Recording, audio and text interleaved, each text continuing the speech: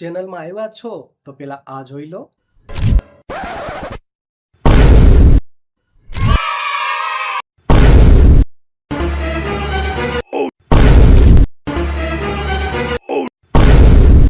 તો આવી જ રીતે તમે પણ તમારા ઇમેજની અંદર અનવોન્ટેડ પાર્ટ છે એટલે કે જે નથી જોતો એ ભાગ તમે આરામથી રિમૂવ કરી શકો છો।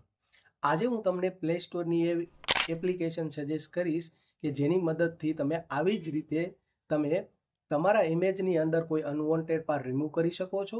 એ જ ઇમેજને તમે જ્યારે ડાઉનલોડ કરશો ત્યારે એ ઇમેજ તમને HD ક્વોલિટીમાં જોવા મળશે। આ એપ્લિકેશન હું ડિસ્ક્રિપ્શનની અંદર એડ કરી દઉં છું, ત્યાં જઈને તમે ઇન્સ્ટોલ કરી શકો છો અને આ એપ્લિકેશન બિલકુલ ફ્રી છે। ચેનલમાં જો તમે નવા આવ્યા છો અને ચેનલ સબસ્ક્રાઈબ નથી કરી તો અત્યારે સબસ્ક્રાઈબ કરી લો અને આ જે વિડીયો છે એ તમારા દરેક મિત્રોને રિલેટિવને અત્યારે શેર કરી દો। ચાલો આપણે જઈએ સ્ક્રીન ઉપર।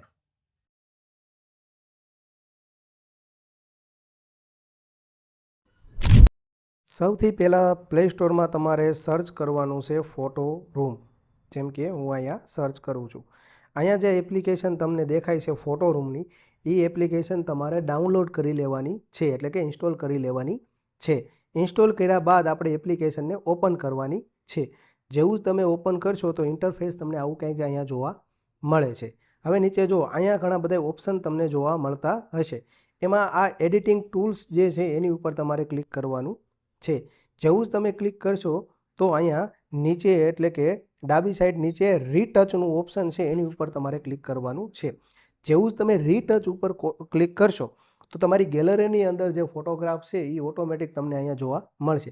પણ જો તમારે ગેલેરીની અંદર જઈને કોઈ ફોટોગ્રાફને સિલેક્ટ કરવો હોય તો અહીંયા ગેલેરી ઉપર ક્લિક કરશો તો તમારી જે ગેલેરી છે એ ઓપન થઈ જશે।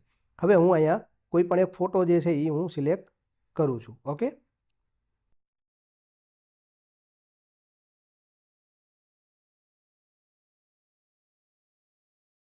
મેં અહીંયા એક ફોટો સિલેક્ટ કર્યો છે। હવે જો આની અંદર અનવોન્ટેડ પાર્ટ જે મારે ડિલીટ કરવો હોય તો હું કરી શકું છું, અથવા કોઈ ઓબ્જેક્ટ જે છે એને હું ડિલીટ કરી શકું છું। અત્યારે બે ચિત્ર છે, એમાંથી એક ચિત્રને હું સિલેક્ટ કરું છું, પણ એની પહેલાં અહીંયા તમને જે બ્રશની સાઇઝ જોવા મળે છે એને તમે પ્લસ માઇનસ કરી શકો, જેથી કરીને તમે જે પાર્ટને ટચ કરશો એ ડિલીટ એમાંથી થઈ જશે। જેમ કે અત્યારે આ ચાઇલ્ડ છે, એ ચાઇલ્ડ ઉપર હું જ્યારે આવી રીતે સિલેક્ટ કરું છું અને થોડી વાર સિલેક્ટ કર્યા પછી આને મૂકી દઉં છું અને થોડી વારમાં તમે જોશો કે અનવોન્ટેડ પાર્ટ જે છે એ ઓટોમેટિક ડિલીટ થઈ જાય છે। તમે જોઈ શકો છો કે એ પાર્ટ અહીંથી ડિલીટ થઈ ગયો છે। તો આવી રીતે તમે ફોટોની અંદર કોઈ પણ જે પાર્ટ છે એ ડિલીટ કરી શકો છો। હું બીજું ઇમેજ લઈ લઉં છું જેથી કરીને હજી આપણે થોડુંક વધારે શીખી શકીએ।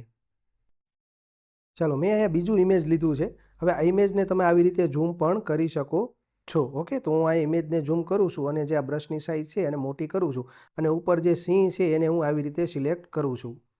ઓકે, તમે આવી રીતે એને સિલેક્ટ કરી શકો છો। સિલેક્ટ કર્યા પછી થોડી વાર રાહ જોશો તો એ જે અનવોન્ટેડ પાર્ટ એટલે કે તમે જેને સિંહ ડિલીટ કરવા માંગો છો એ તે આરામથી સિંહ ડિલીટ થઈ જશે। તમે જુઓ કે ત્યાં સિંહ હતો એ ડિલીટ થઈ ગયો છે। હવે જો અહીં લખેલું જે છે એટલે કે ટેક્સ લખેલું છે, તો ટેક્સને પણ આપણે સિલેક્ટ કરી અને ચેક કરીએ છીએ કે એ પણ ડિલીટ થાય છે કે કેમ। ઓકે, મેં અહીંયા જે ટેક્સ હતું એને સિલેક્ટ કર્યું છે અને સિલેક્ટ કર્યા પછી એ ઓટોમેટિક ઇરેઝ થઈ જશે। અહીં ઇન્ટરનેટની મદદથી એપ્લિકેશન ઉપયોગ કરી શકાય છે, એટલે જ્યારે તમે પાર્ટને સિલેક્ટ કરો છો તો ડિલીટ થતાં થોડીક સેકન્ડની વાર લાગશે, એટલે ત્યાં સુધી તમારે એને વાટ જોવાની રહેશે। અમુક સેકન્ડોની વાર લાગે છે અને ડિલીટ થઈ જાય છે। તમે જોઈ શકો છો કે અનવોન્ટેડ પાર્ટમાં આ પણ ડિલીટ થઈ ગયું છે। હવે જુઓ, આ પણ ઇમેજ છે, બેકગ્રાઉન્ડની અંદર તમે જુઓ કે એક ભાઈ દેખાય છે, એને પણ મારે અહીંથી રિમૂવ કરવા છે, તો એને હું આવી રીતે સિલેક્ટ કરીશ તો એ પણ રિમૂવ થઈ જશે।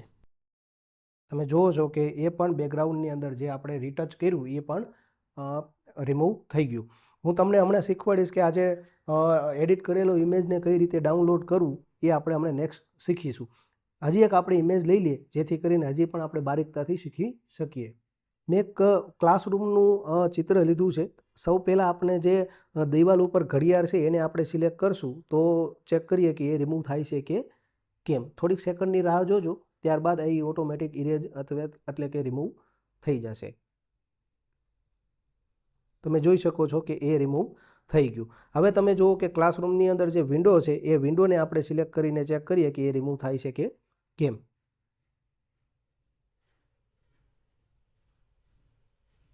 ઓકે, એ પણ રિમૂવ થઈ ગયું. સાથે સાથે અહીં તમે ક્લાસરૂમની અંદર ટીચરને જોઈ શકો છો, તો આપણે ટીચરને જ રિમૂવ કરતા શીખીએ. તો આ પણ તમે જોઈ શકો છો કે જે ક્લાસરૂમની અંદર આપણે જે પણ ઓબ્જેક્ટને સિલેક્ટ કર્યું છે એ ઓટોમેટિક રિમૂવ થઈ જાય છે. હજી એક ચિત્ર લઈને ચેક કરી લઈએ. મેં અહીં ચિત્ર લીધું છે, એમાં જે સ્ટુડન્ટ છે એ પોતાનું વર્ક કરી રહ્યા છે અને ફ્રન્ટ સાઈડની અંદર તમે જુઓ કે બુક, પેન અને એ બધી વસ્તુ પડી છે. તો હવે આપણે અમુક જે પાર્ટ છે એ આપણે ડિલીટ કરવાનો પ્રયત્ન કરશું, રિમૂવ કરવાનો પ્રયત્ન કરશું. જેમ કે આ બુક્સ છે, એ બુક્સને હું સિલેક્ટ કરું છું અને ચેક કરું છું કે રિમૂવ થાય છે કે કેમ. ઓકે, તમે જુઓ કે એ રિમૂવ થઈ ગઈ, પણ એના બદલામાં કોઈ બીજું ઓબ્જેક્ટ દેખાય છે તો આપણે ફરીથી એને પણ સિલેક્ટ કરી અને રિમૂવ કરવાની ટ્રાય કરશું. ઓકે, તમે જોઈ શકો છો કે એક પાર્ટ રિમૂવ થઈ ગયો છે. હું ફટાફટ જે આ બધા ઓબ્જેક્ટ છે એને હું આવી રીતે રિમૂવ કરવાનો પ્રયત્ન કરું છું. તમે જોઈ શકો છો કે જે ચિત્ર હતું અને એ ચિત્રની અંદર જે અમુક આપણે પાર્ટ રિમૂવ કરવો હતો એ ઓલરેડી રિમૂવ થઈ ગયો છે. છેલ્લું હવે આપણે એક ઇમેજ લઈ લઈએ અને પછી કેવી રીતે ડાઉનલોડ કરવું એ આપણે શીખી લઈએ. અહીંયા તો ક્લાસરૂમનો જ એક ઇમેજ છે અને નીચે તમે જો જે સ્ટુડન્ટ બેઠા છે એમાં નીચેની સાઈડ કંઈક વસ્તુઓ પડી છે, તો આપણે વસ્તુને ઇરેઝ કરવાનો પ્રયત્ન કરશું. જેમ કે મેં અહીં સિલેક્ટ કર્યું છે અને થોડી વાર વેઇટ કરશું તો એ ઓબ્જેક્ટ રિમૂવ થાય છે કે કેમ એ આપણે જોઈ લઈએ. ઓકે, એ પણ ઇરેઝ થઈ ગયું. અહીંયા પણ એક વસ્તુ છે એને આપણે સિલેક્ટ કરશું અને ચેક કરીએ કે એ રિમૂવ થાય છે કે કેમ. ઓકે, તો આવી રીતે ઇમેજને આપણે ઇમેજની અંદર જે બેકગ્રાઉન્ડની અંદર જે પણ ઓબ્જેક્ટ છે એને રિમૂવ કરી શકીએ. હવે અહીંયા કોઈ પણ ઇમેજને જ્યારે આવી રીતે બેકગ્રાઉન્ડની અંદર કોઈ પણ અનવોન્ટેડ પાર્ટ જ્યારે તમે રિમૂવ કરો છો ત્યારબાદ અહીંયા ડન ઉપર ક્લિક કરવાનું છે. જેવું જ તમે ડન ઉપર ક્લિક કરો છો તો ઇન્ટરફેસની અંદર તમને અહીં કંઈક જોવા મળશે. હવે ખાસ જોજો, આ ચિત્રની અંદર જો તમારે અહીંયા ટેક્સ લખવું હોય તો આ ટેક્સ ઉપર ક્લિક કરશો અને તમે અહીંયા ટેક્સ લખી શકો છો. આ ટાઇટલ માટે અથવા તો કોઈ પણ એવું ટેમ્પલેટ જેમ પણ આપેલું છે તમે જે પણ સિલેક્ટ કરશો એવી રીતે તમે આમાં લખી શકશો. જેમ કે હું એક ટેમ્પલેટ સિલેક્ટ કરું છું અને હું અહીંયા લખી આપું છું.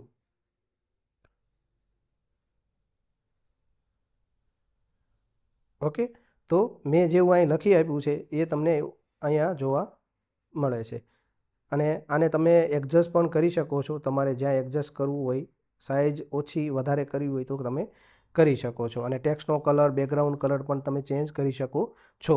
ત્યારબાદ આને ડાઉનલોડ કેવી રીતે કરવું, તો આ એક્સપોર્ટ ઉપર તમે જેવું જ ક્લિક કરશો અને થોડી વાર જોશો તો આ એક્સપોર્ટિંગ જે છે એ કમ્પ્લીટ થઈ જશે. એટલે કે તમારા જે ડિવાઇસની અંદર આ જે એડિટ કરેલું ઇમેજ છે એ ઓટોમેટિક તમને ડાઉનલોડ થયેલું જોવા મળશે. અને ગેલેરીની અંદર જઈને તમે ચેક કરશો તો જે તમે એડિટ કરેલું ઇમેજ તમને ત્યાં જોવા મળશે. જો અમારા વિડીયો સારા લાગે છે, અમારું કન્ટેન્ટ સારું લાગે છે તો રિક્વેસ્ટ છે કે ચેનલને સબસ્ક્રાઈબ કરી દો. તમારા દરેક ગ્રુપ મેમ્બર, તમારા ફેમિલી મેમ્બર, તમારા રિલેટિવને આ વિડીયો શેર કરી દો, જેથી કરીને એ પણ આ વિડીયોની મદદથી કંઈક નવું શીખી શકે. આપ સુરક્ષિત રહો, તંદુરસ્ત રહો અને મસ્ત રહો. જય હિન્દ.